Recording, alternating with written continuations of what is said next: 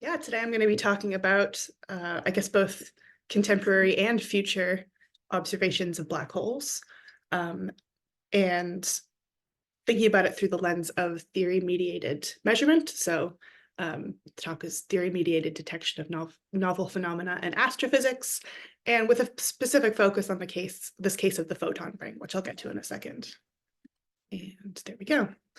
So just to some kind of philosophical framing from the get-go, um, there's been a lot of recent work in the philosophy of measurement, which highlights the sort of mediating role that theory and models play in the measurement process.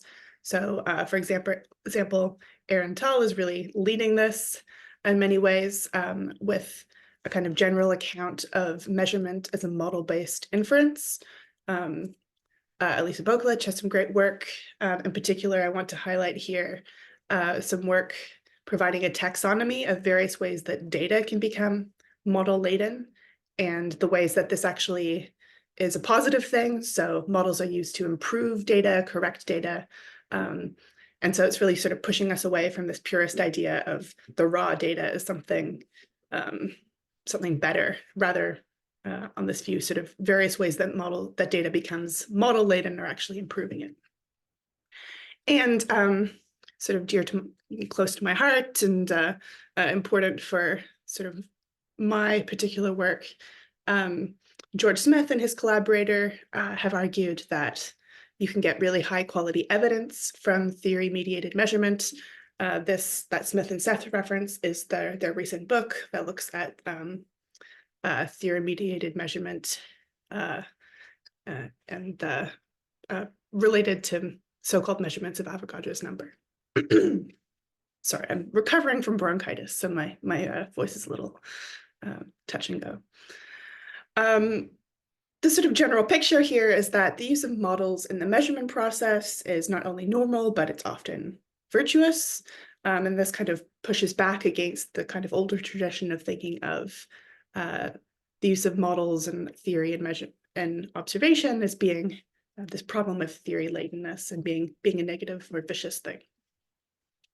Nonetheless, I think that theory latenness is a genuine problem in some circumstances. So in some cases, model or theory dependence can lead to systematic error or even vicious circularity. So I've argued in some of my other work that the LIGO-Virgo observations exhibit a kind of inferential circularity that, because of features of the epistemic context, is quite difficult to break.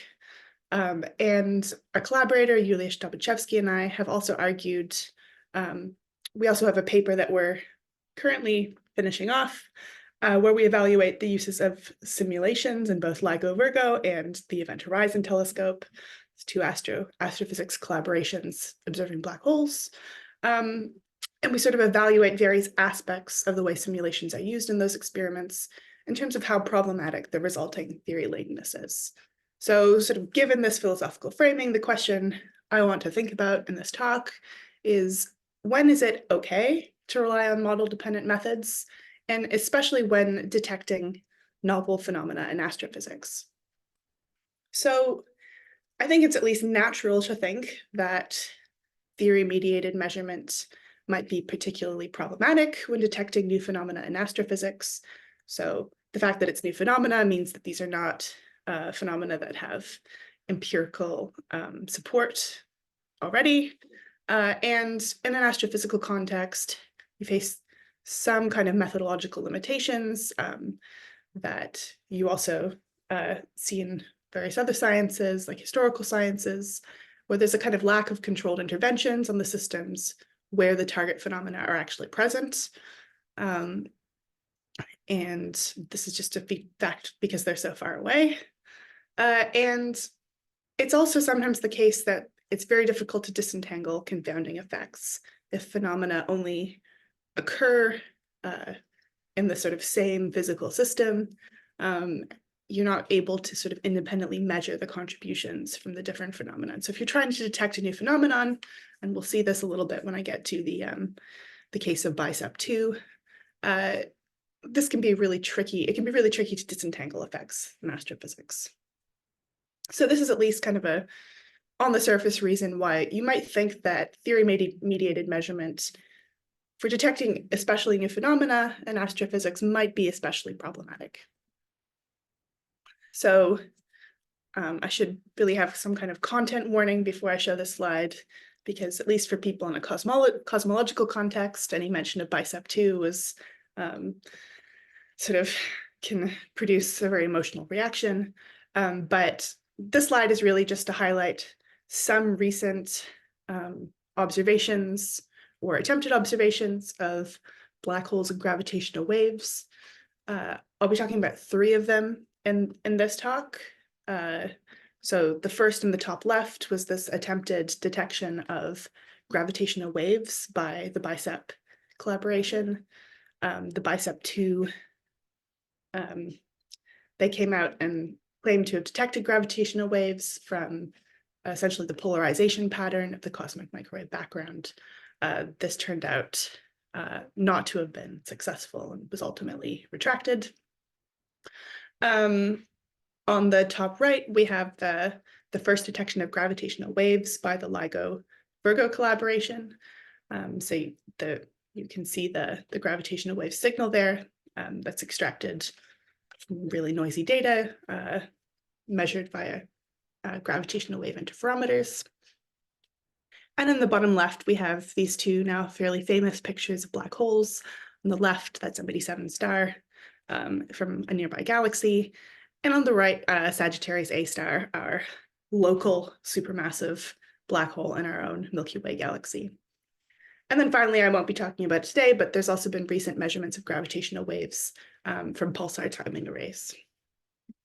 Okay, so now that we've kind of got some background in mind, I'm going to move on to talking a little bit about the photon ring, sort of introduce what the photon ring is, and then we'll move on to looking at a recent episode where scientists claimed to have detected the photon ring, but then other scientists sort of came out and responded and said, look, it doesn't look like this method was amounted to a successful detection, and then draw some philosophical lessons, in part in comparison to some of these other observations that I've just mentioned. And I should say, feel free to interrupt me with questions. I know that I'm going through some technical material fairly quickly and skipping over things. Feel free to ask a question if I'm going fast or you need clarification.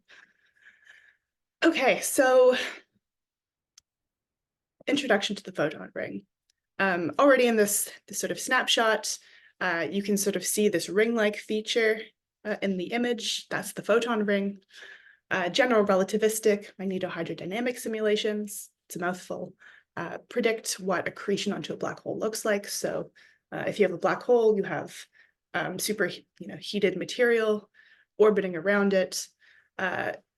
Scientists use GRMHD simulations to figure out what that should look like. And in just a second, I'm going to attempt to play this video so that you can have a slightly better sense of what this looks like. So hopefully you can all now see that.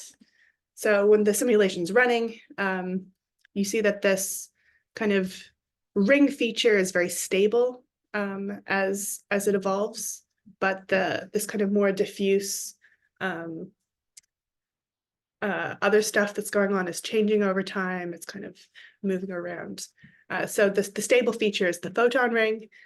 The rest of that is what's called the direct image. It's this diffuse emission, and it's kind of what you're seeing there is the accretion from photons that are sort of more or less coming straight at you rather than being bent around the black hole. Okay, so back to the slides for a second. Or actually, I think we'll just skip to the next slide also has a video. So this next video shows you how the photon ring actually is created. So first, so in the center you have this black hole that has warped space-time such that even light is bent around it. Some photons are just sort of bent slightly, and that gives you that diffuse emission that changes over time. Other photons make loops around the black hole. So some photons come in, they do a half loop around the black hole, and this produces what's called the n=1 photon ring. And others make further loops around the black hole. If it makes a full loop around, it's going to be the n=2 photon ring, and so on and so forth. So the more half turns that the photons make around the black hole, the higher their indexed subring of the photon ring is. And each successive ring is dimmer, but also sort of more sharp. So these narrower and slightly dimmer rings.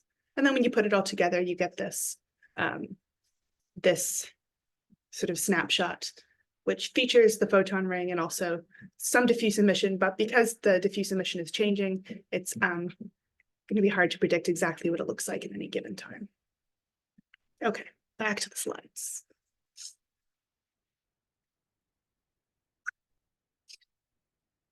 Okay. So you get this kind of stacking effect.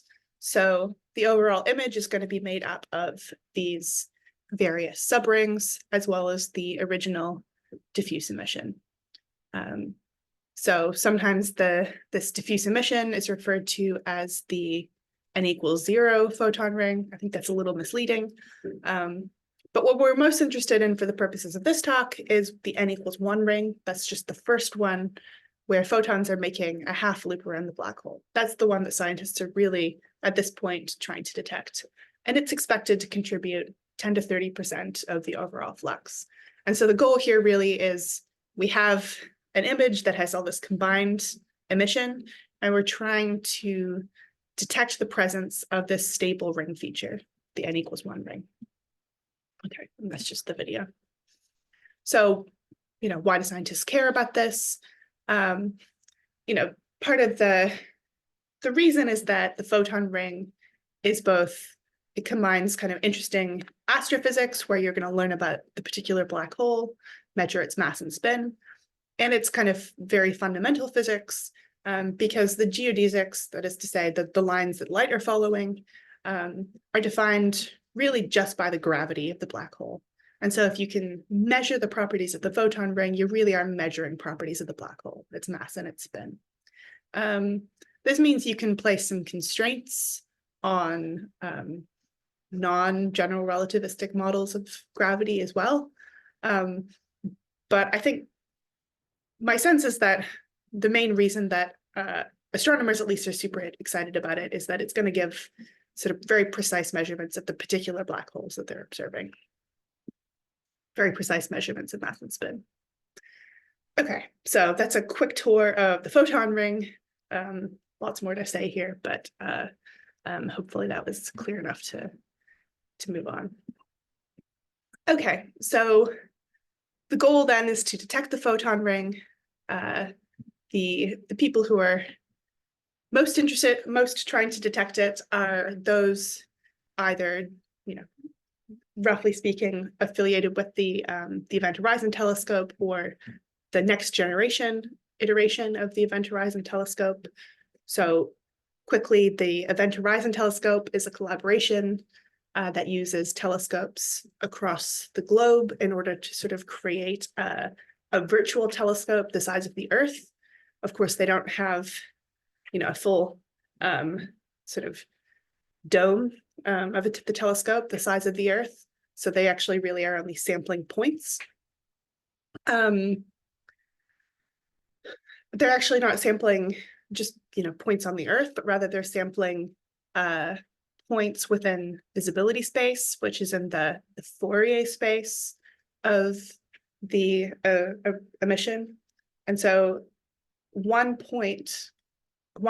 sampling actually requires 2 telescopes. So if you look at the picture over on the right, each dot within that kind of graph represents 1 telescope pair and their orientation at a particular time. And so that gives you 1 sampling of the overall Fourier space, the visibilities. In order to get an image from that, you then need to do the inverse problem, take this really sparse data and try and get the inverse Fourier transform to get an image of what the actual emission on the sky looked like. Now, this is a really tricky problem precisely because the data is both noisy and sparse. And so they implement some very sophisticated imaging algorithms in order to be able to get an image. And as I'll talk about a bit later, the way that they go about validating these images is by using multiple different imaging techniques that don't really rely on overlapping assumptions about the source. And they give a kind of robustness argument in order to say that the features of the image are robust across imaging techniques. Okay. So using this kind of technique, the Event Horizon Telescope, or the next generation Event Horizon Telescope, which will be similar but include more telescopes across the globe, it has an angular resolution of about 15 microarc seconds. Now, angular resolution depends on both the wavelength at which you're observing and the baseline is the distance, the longest distance between any two telescopes within the array. So if you're going to stay on Earth, if you're going to have only terrestrial telescopes, then you are limited by the diameter of the Earth, which is the current limitation of the Event Horizon Telescope in terms of its angular resolution. The thickness of the photon ring is significantly smaller than the angular resolution required, the angular resolution available to the EHT. So for the n=1 ring, it's expected to be about 4 microarc seconds. Clearly, that's a lot less than the actual angular resolution of the instrument. So if you want to be able to detect the photon ring, and you only have this kind of blurry image, and that's really based on the limitations of the instrument, you're going to need to build in additional assumptions and do what they call super resolution in order to try and extract this kind of more fine-grained feature from the data. And so that's essentially what the scientists aimed to do. So in 2022, Broderick et al., it's a fairly hefty list of authors, used this method had been developed called hybrid imaging in order to try and detect the photon ring. So this approach involves combining image reconstruction with the modeling of specific features. And more specifically, it involves analyzing the data using two models, one of which is just this flexible, unconstrained raster model that's supposed to be able to capture the sort of changeable diffuse emission. It's not placing constraints, so it's supposed to be able to just kind of model whatever. And then this thin ring model that's supposed to be able to capture the photon ring and just the photon ring. And so Broderick et al. Applied this method. You see in this picture, it's kind of what their modeling ended up looking like. And they did so using some old EHT data. This wasn't an Event Horizon Telescope paper, but it did involve some Event Horizon Telescope people. That's a kind of important clarification. So they attempted to use this hybrid imaging, and Broderick et al. Then claimed to have detected the n=1 photon ring. So they said, we're able to isolate the n=1 photon ring from the surrounding diffuse emission. The direct detection of the bright ring has effectively produced a mass estimate, which remember we're very interested in. And they also said we associate the ring emission with the strong gravitational lensing that produces the n=1 photon ring, and that this represents the first direct detection at the back of the emission region. So in all of these quotations, you sort of see that they're using language where they do consider themselves to have detected the n=1 photon ring and to have further measured the properties of the black hole. However, just a couple of months later, Paul Thierry et al. Repeated the Broderick analysis, or at least sort of recreated it, but they crucially also created it on synthetic data. So what this is data coming out of GRMHD simulations where you can, you run the simulation of the black hole and its accretion. But crucially, what they did is they did the analysis on a snapshot from the full GRMHD, but also on sets of synthetic data where the photon ring had been removed by hand. So they had sort of synthetic data that represented kind of realistic observations of what the Event Horizon Telescope would observe given what something looked like in the sky, where they knew that the truth image didn't have a photon ring in it. And what they found is that the hybrid imaging approach nonetheless made a detection of a ring-like feature. And so it seems like this hybrid imaging method is susceptible to false positives. So some key takeaways from this paper, they found that using hybrid imaging, the measured flux for the photon ring was too high.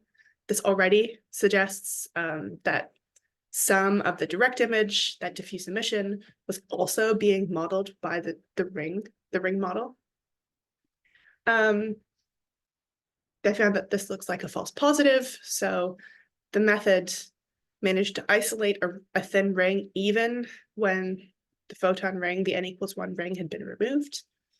And in general, all of their measurements of the n=1 ring properties were biased towards properties of the direct image. So it was pretty clear that when they used this hybrid imaging technique, it was biased towards the non-photon ring part of the image. It was including some of that. Why? Well, the n=0, if you just look at it, it looks kind of ring-like. So perhaps it's not surprising that at least some of it was being picked up by a ring model. So, we have this, start off, we have this, what looks like this exciting detection. Then these other scientists come out and say, look, this just looks like a false positive. So many of the people on the second paper were also actually on the first paper. So there's perhaps some interesting sociological and social epistemological questions there to ask. I'm not going to talk about that because that's not really my area of expertise, but I think there's kind of an interesting episode there too. Okay, so get into some sort of philosophical lessons for, I guess, the last 10 to 15 minutes. So I think one natural interpretation of this episode is to sort of look at this seemingly failed detection of the photon ring, and to think that what's to blame is the use of theory-mediated measurement.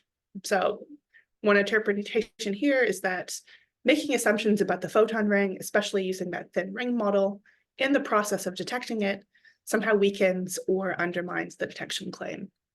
It's just kind of building in too much, so you're predisposing yourself towards detecting something even when it's not there. And this is kind of the interpretation that we get in the second Thierry et al. Paper.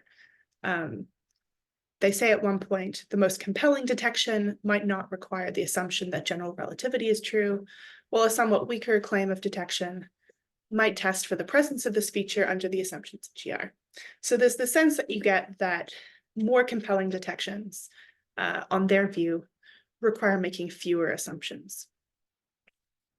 I think it's clear that this is sort of too strong, that this kind of association between how compelling or perhaps how secure a detection claim is, this kind of tight connection they're making between that and the assumptions that are being made, is just a little bit too strong.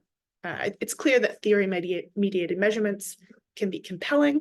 And for example, this is precisely what Smith and Zeth argue, that theory-mediated measurements, in that case, were extremely compelling evidence for the the particle nature of atoms. Sorry, I'm struggling with the, every time somebody goes in the waiting room, it pops up my controls again. There we go. Okay, so this is one interpretation. I think it's too strong. And I think we can see this quite clearly when we look at the LIGO-Virgo detections of gravitational waves. So in this context, the LIGO-Virgo collaboration, now the LIGO-Virgo-Kagra collaboration, they do both modeled and unmodeled searches in order to detect gravitational waves in noisy data. I think they've now changed from unmodeled, using the language of unmodeled searches, to minimally modeled searches, which is being a bit more careful. But nonetheless, the distinction is kind of clear. On one hand, the modeled searches use a template-based search using a process called match filtering. What this involves roughly is looking for correlations between pre-worked out template models and the recorded data. So you're searching through the data to look for matches between your templates and the data, and doing so for an entire library worth of templates.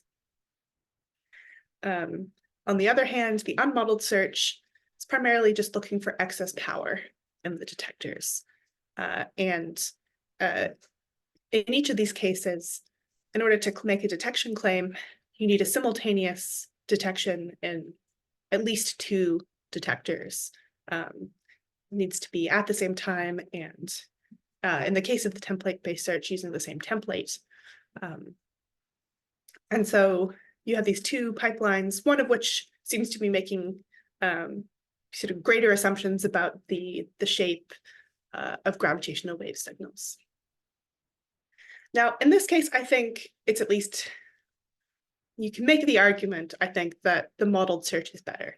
So detections using the modeled search generally have a lower false alarm rate and a higher statistical significance. And so in that sense, the model-based searches are simply more efficient at extracting the signal.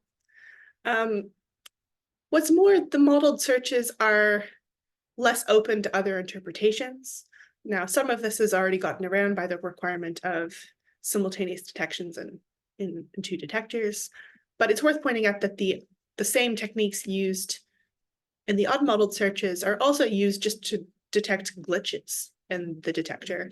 So they actually exclude data using the unmodeled search if they make a sort of detection in the detector of like a really unreasonably high statistical significance, or rather to a really high signal to noise ratio. That's kind of a grounds for vetoing the data, or at least flagging it as having some problems. So these glitches can be caused by all kinds of things, but if you get this big spike in the data that's detected by this unmodeled search, a lot of the time it's not because it's a gravitational wave, but rather because it's some other kind of interaction with the detector. And so the model search, precisely because they're building in more assumptions, it's less open to interpretation as being the signal having been caused by something else. So, and it's also worth noting that the LIGO-Virgo collaboration had to work a lot harder on getting and building confidence in the unmodeled searches. Leading into first detections, I think that was more of the source of the concern than the template-based searches, which were considered to be pretty trustworthy.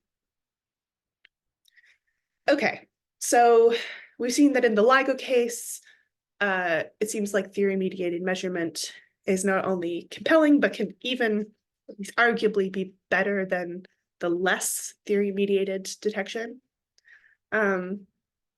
So, we might think then that we could just sort of translate this straight over to the EHT case. With some caveats, there are some important differences between the EHT and the LIGO-Virgo-Kagra experiments. So 2 important ones here in the case of gravitational wave detection by LIGO-Virgo, the gravitational wave signals that you're trying to detect are uncorrelated with the background noise that you're trying to separate it from. On the other hand, in the Event Horizon Telescope case, in the detection of the photon ring, the n=1 is clearly correlated with the n=0 photon ring. These are images ultimately of the same accretion, and it turns out that the n=0 is at least often somewhat ring-like. It has this central shadow feature. There is some kind of circular nature to the image. So right off the bat, that just means that separating out we might think of this, the signal and the noise here, is just going to be a lot harder. Second, the LIGO-Virgo Kagra detections involve at least 2 detectors. So there's 2 LIGO detectors, 1 Virgo detector, now a Kagra detector. There's also several other detectors that aren't currently able to detect gravitational waves, but are also part of the group. In order for it to count as a detection, it needs to be detected in multiple detectors. And so what this does is that it eliminates a lot of local sources of noise that could be affecting a single detector. Because gravitational waves travel at the speed of light, the maximum time that they can take to travel between 2 detectors is the time that light would take, which means that you can place very sort of narrow time windows on when the gravitational waves have to be sort of in the second detector if they've arrived in the first. So to count as a gravitational wave detection, they have to be detected within this very narrow time window, and that really rules out a lot of sources of noise that could be that might very well affect one detector, but it's just not plausible that that same source of noise could travel at the speed of light and also affect the other detector strongly enough to mess up the signal. So this is really crucial to the confidence in the LIGO-Virgo Kagra detections. And it's just kind of hard to see how something like that could translate into an Event Horizon Telescope context. It's just not clear to me what you could possibly do to kind of mimic that setup in the EHT case. Oh, I pressed the wrong button. That's why. Okay, so we've already seen in the LIGO case that model-based detections or theory-mediated detections can be better, but not to be overly positive. I also want to emphasize some of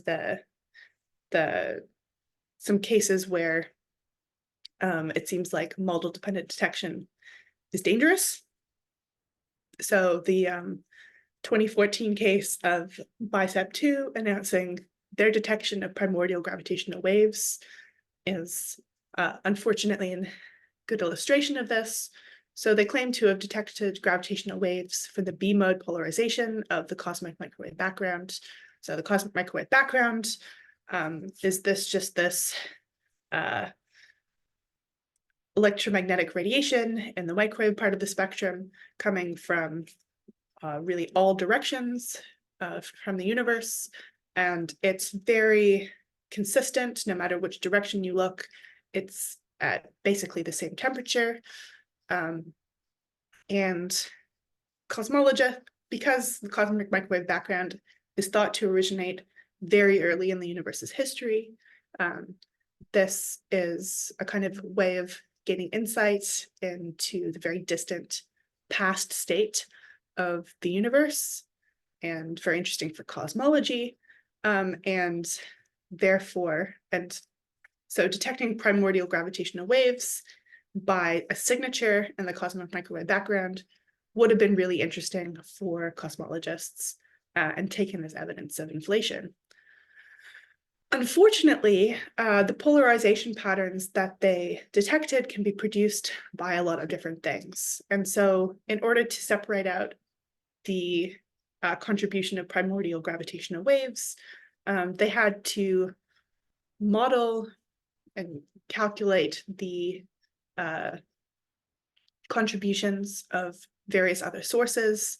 One of these sources is polarization produced by dust in the universe. And unfortunately, it turned out that their modeling of that was inadequate.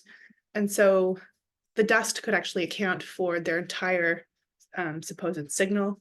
So this other contribution could account for what they were claiming was produced by gravitational waves. So it looks like this case is one where model-mediated detection of this novel phenomenon really was problematic.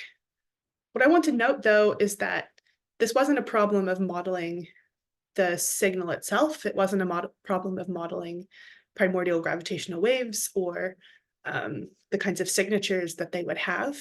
It was really a problem of modeling background contributions. And so, this is a kind of generic challenge of experimental and observational science. There are various strategies that we have for separating out sort of backgrounds and signal.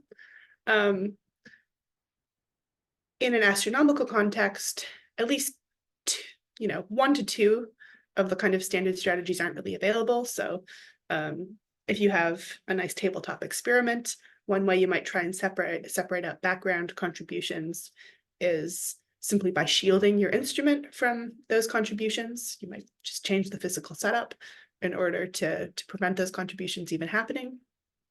That's not going to be possible in a lot of astrophysical contexts where you don't have access to the source system. Of course, it's going to be possible when it comes to your measuring instrument. You might be able to, as LIGO does, try and shield out some terrestrial sources of noise. But when it comes to different astronomical contributions, you're not going to be able to shield them the same way.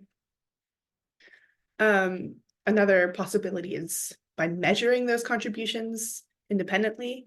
In this case, the different effects only co-occur. You can only measure the polarization of the CMB and try and disentangle the different contributions. You're not going to be able to measure, it becomes, the measuring of the dust is kind of difficult. And in the photon ring case, it's going to be especially difficult. It's going to be very difficult. There is just no sort of way to measure the accretion separate from the photon ring. And so the measuring approach is somewhat challenging. What this leaves is modeling the background contributions. And, that, while a limitation, does seem like it's like the way to go in a lot of astrophysical cases. Okay, so we've looked at some cases where theory-mediated measurement both was and wasn't compelling. So I'll just finish off by taking a bit of a reflecting back a little bit on the photon ring case. So we saw that Thiede et al. Considered detection to be this higher bar than measurement, and they associate this higher bar with making fewer assumptions. So from the get-go, there's kind of some interesting ways that they're using the terms detection and measurement, but it seems clear that they take this sort of first detection to be this high bar that needs to be met, that you want non-theory-laden measurements, versus measurement. They're thinking here of measurement of the properties of the photon ring, and by extension, the properties of the black hole. And so I think they kind of think that once you've got the kind of empirical entrenchment of this really secure detection, then it's okay then to build in more assumptions for measurement. And so one of the ways that they're thinking about this is in the context of hybrid imaging.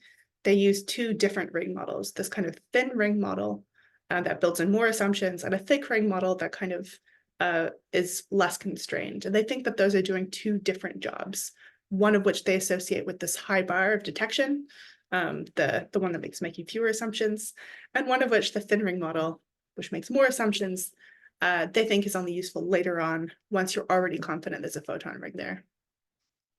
I think the results don't really back up this distinction in the sense that both the thin ring and the thick ring models are doing about as well, both at isolating the ring and at measuring its properties. But also, to sort of bring this full circle, I also just don't think that this is this kind of theory-ladenness basis for distinguishing between the sort of goodness or badness of a detection is the right way to go. What went wrong with the hybrid imaging is not the theory-ladenness of the method, but rather the challenge is coming from the accretion model. It's coming, if anywhere, from modeling of the accretion, and the way that makes it challenging to distinguish between the signal and the background. It's really not coming from the fact that you're making assumptions about the photon ring itself. Okay, so that's where we're at with the photon ring detection so far. However, there's exciting prospects for future detection. The next generation Event Horizon Telescope, as I said before, it's going to have more telescopes, which will give it less sparse coverage than the EHT, but it's not going to extend the longest baseline, so it's not going to increase angular resolution. What this means is that if we're going to detect we're going to detect the photon ring from Earth-based telescopes, you are going to need to do some kind of super resolution, some kind of clever modeling, some kind of building in more assumptions, more theoretical results in order to be able to make a detection. One suggestion for this comes from Daniel Palumbo and others, who suggest using polarization. So there's this property, this is like nice signature of polarization flipping at the photon ring. If you could detect that, it would be a very clear signature that there was a photon ring there, although it wouldn't allow you to measure the properties that you're interested in, like the diameter of the ring. The other option is to go to space. And so there's this proposal called the Black Hole Explorer, to put up a telescope into space that would give you longer baselines and therefore better resolution. And then just simply by looking at snapshots over time at this increased resolution and being able to isolate this stable property over time in all of your images would give you a pretty good argument for that being the photon ring. I think this raises the question of, what should detection criteria look like in this context? Certainly at the end of the Thierry et al. Paper, they are concerned about detection criteria given this failure of the hybrid imaging method. Now, in contrast to, say, the LIGO-Virgo case, where there are these kind of clear detection criteria spelled out in terms of must be 2 detectors, it must reach this statistical significance, which is calculated in this kind of way. And then to say, some kind of similar examples in particle physics. In contrast, in this context, it seems like it's less clear what predetermined detection criteria would look like. Clearly, statistically significant detection of a thin ring via hybrid imaging was insufficient, was open to false positives. Another path I want to suggest is already sort of available when we look at the way that the Event Horizon Telescope justifies confidence in an image. So in my work with Yulia Stopachevsky, we talk about the robustness arguments that are made in the context of justifying the initial EHT images. Roughly speaking, these involve multiple independent imaging pipelines and arguments for the robustness, at least of certain properties of those images. There is agreement on the sort of key properties in those images.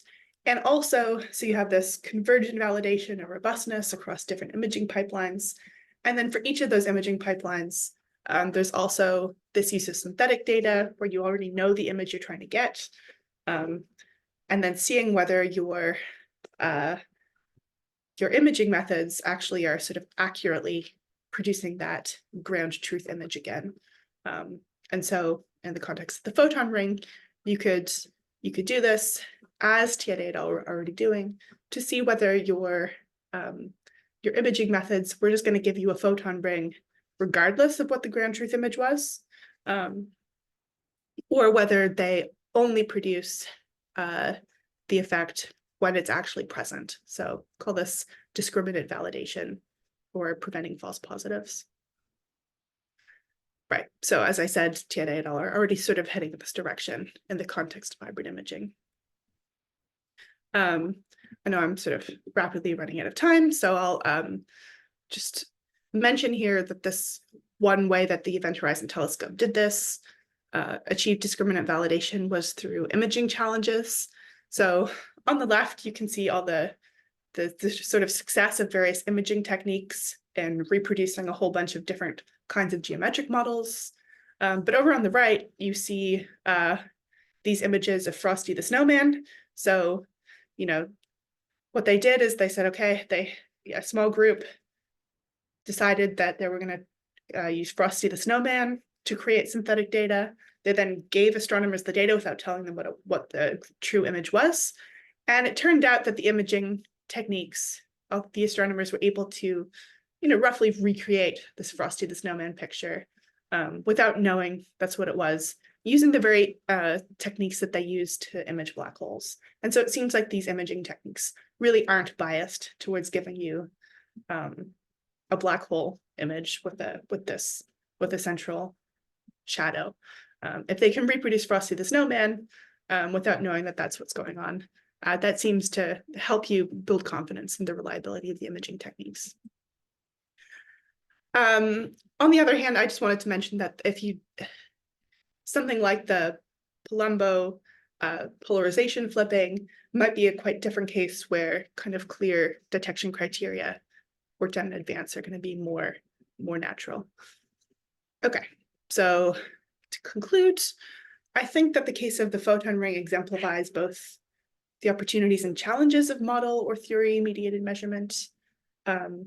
Certainly at first glance, it looks much more like it's illustrating the risks, but I think actually once we appreciate the sort of tools that these astronomers already have using synthetic data and the kind of ways of actually establishing discriminant validation, even in the absence of some kind of,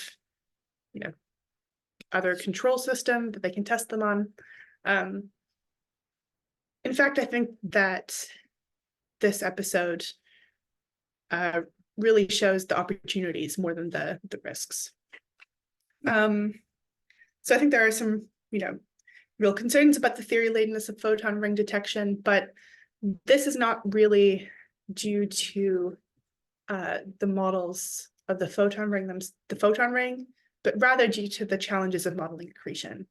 And so it's this kind of broader this sort of broader context of the fact that we don't have good constraints currently on modeling accretion. There's a lot of uncertainty there that makes it really hard. And the fact that it's very time variable makes it really hard to separate out that particular background from the photon ring that's trying to be detected. And I think this kind of reflects at least a somewhat more general challenge for theory-mediated measurement, which is controlling backgrounds. And as I mentioned, there's many ways of controlling backgrounds, but at least some of them look not to be available in the case of the photon ring. I also think that building in more assumptions about the phenomena being detected can increase the security of a detection. So, really pushing back on what I take to be the kind of astronomers and the kind of natural response to this whole episode. They think that what this shows is that you need to be more careful about the assumptions you're building in, and building in few assumptions is better. I think actually the prospects for future detections of the photon ring demonstrate that building in more assumptions, using a variety of theoretical results, in this case, looks like it might actually be able to make a more secure detection than was done with hybrid imaging. If we were to trust an imaging-based detection approach, somewhat like the hybrid imaging approach, I do think that it would require some kind of demonstration of discriminant validation for those techniques. But importantly, this has already been well worked out in the context of the EHT papers. And so we already kind of know what that would look like. And so a successful detection claim moving forward, there's already sort of a path, I think, for doing better. Thanks.